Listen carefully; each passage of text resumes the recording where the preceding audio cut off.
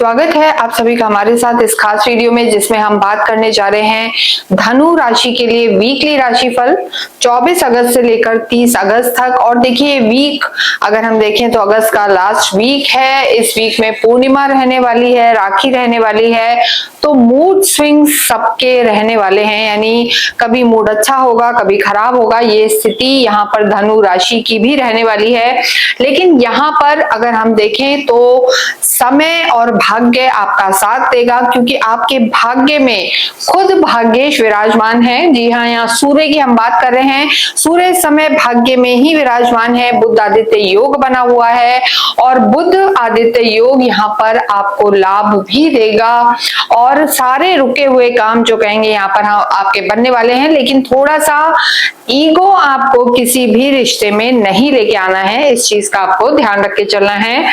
देखिए, जब भी वीकली राशिफल की बात करते हैं, मून बहुत ज्यादा इंपॉर्टेंट हो जाता है और चंद्रमा इस पूरे वीक में सबसे पहले धनु में रहेंगे, फिर रहेंगे मकर में, कुंभ में और आखिरी दिन 30 तारीख की अगर हम बात करें तो कुछ समय के लिए चंद्रमा शनि के साथ आएंगे, यहाँ पर विषदोष बनेगा। और देखिए, जब भी चंद्रमा चौथे घर, 8वें या 12वें घर में आते हैं तो शुभ परिणाम नहीं देते हैं।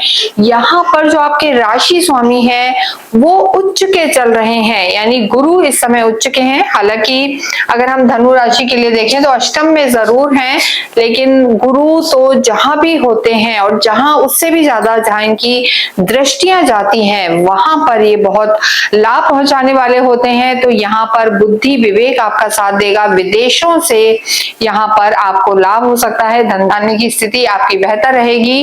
लेकिन यहाँ पर धनु राशि की ढैया भी चल रही है और शनि अगर आपकी कुंडली में अच्छी स्थिति में है तो ये ढैया आपको परेशान नहीं करेगी। लेकिन शनि की स्थिति अगर आपकी कुंडली में खराब है तो मानसिक तनाव यहाँ पर आपको रह सकता है।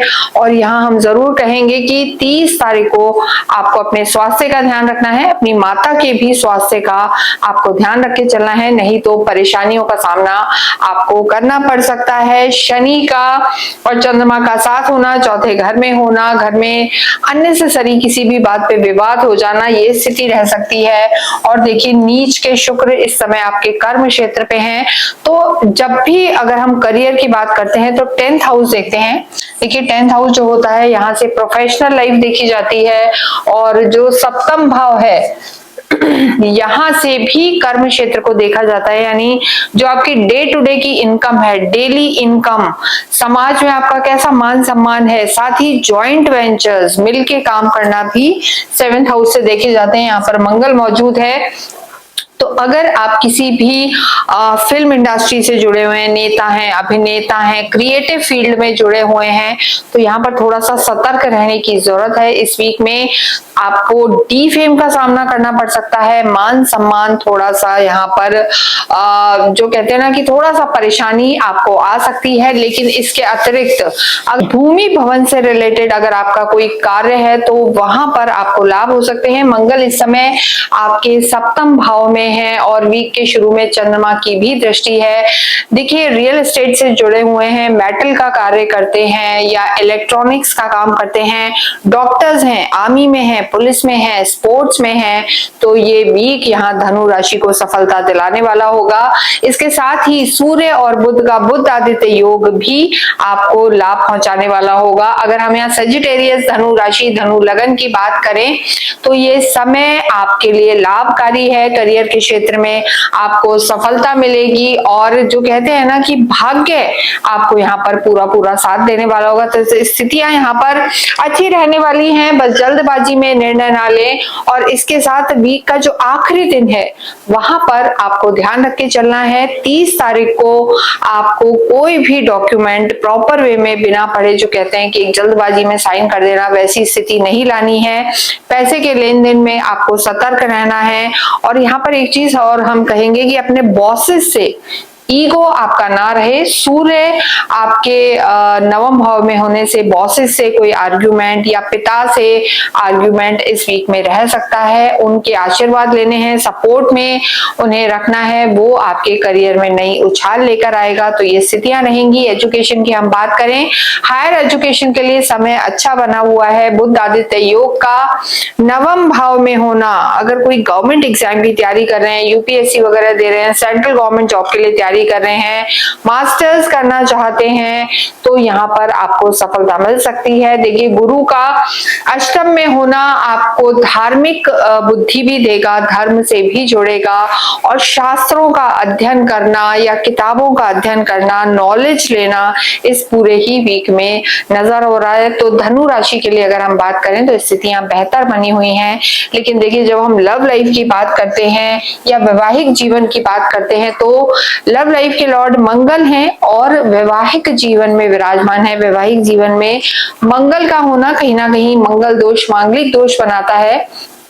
वैवाहिक जीवन में हो सकता है आपके स्पाउस थोड़े दूर रह सकते हैं, बिजी रह सकते हैं, कहीं ना कहीं आपको समय कम दें। तो वैवाहिक जीवन में थोड़ा सा कहीं ना कहीं फ्रस्ट्रेशंस और परेशानियां नजर आ रही हैं, और छोटी छोटी बात बड़ी ना हो, इस चीज का आपको ध्यान रखना है।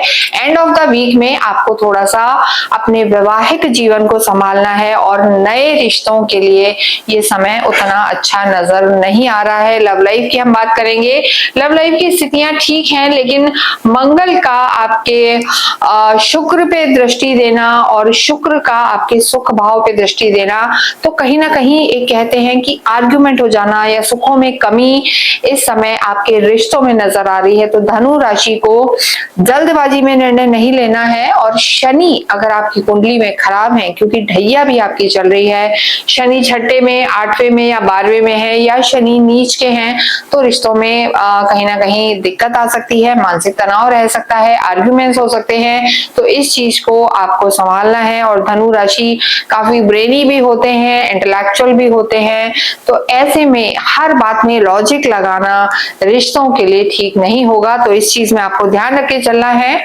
और जल्दबाजी नहीं करनी है। अगर हम करियर की बात करें तो यहाँ पर अच्छी है, लेकिन देखिए यहाँ पर आपकी जिम्मेदारियां बढ़ेंगी, वर्क प्रेशर इस वीक में बढ़ सकता है, लेकिन उसका परिणाम आपको सफलता के रूप में ही मिलने वाला है। तो ये पूरा ही वीक आपके लिए अच्छा बना हुआ है, लेकिन जैसे हमने कहा वीक के एंड में आपको थोड़ा सा सावधान रहने की जरूरत है। देखिए, इस समय अगर हम देखें, आपके धन भाव के लॉर्ड शनि है और राहु तीसरे भाव में है, शनि वक्रीय चल रहे हैं, तो घर में कहीं ना कहीं रेनोवेशन होना, नई चीजों का आना, सुख सुविधाएं बढ़ना और उन पे पैसा खर्च होना यहाँ पर नजर आ रहा है। तो पैसा आपका गलत जगह खर्च ना हो, इस चीज का भी ध्यान रख के चलना है।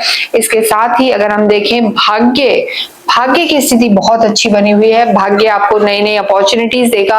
आपके जो भाग्येश हैं सूर्य हैं, और इस समय वो नवम भाव में ही विराजमान है, तो बड़ों की ब्लेसिंग, सीनियर्स का सपोर्ट आपको मिलने वाला है। आपका भाग्य आपको पूरा साथ देगा। बुध आदित्य योग का नवम भाव में बनना, यहाँ पर स्थितियां आपके लिए बेहतर रहने वाली है, और आपका ऑरा मजबूत होगा, साथ ही साथ मान सम्मान भी बढ़ने वाला है। तो चाहे आपकी ढैया चल रही हो, लेकिन बुध आदित्य योग यहाँ आपको सफलता दिलाने वाले होंगे। इस पूरे ही वीक में अवश्य आपको हनुमान चालीसा का पाठ करना चाहिए, सूर्य को जल चढ़ाना चाहिए, और इसके साथ साथ अगर हम कहें तो शनिवार के दिन पीपल के पेड़ में मीठा जल चढ़ाना आपकी परेशानियों को दूर करने वाला होगा। इसके साथ ही कमेंट बॉक्स में ओम नमो भगवते वासुदेवाय लिखें। Thank you.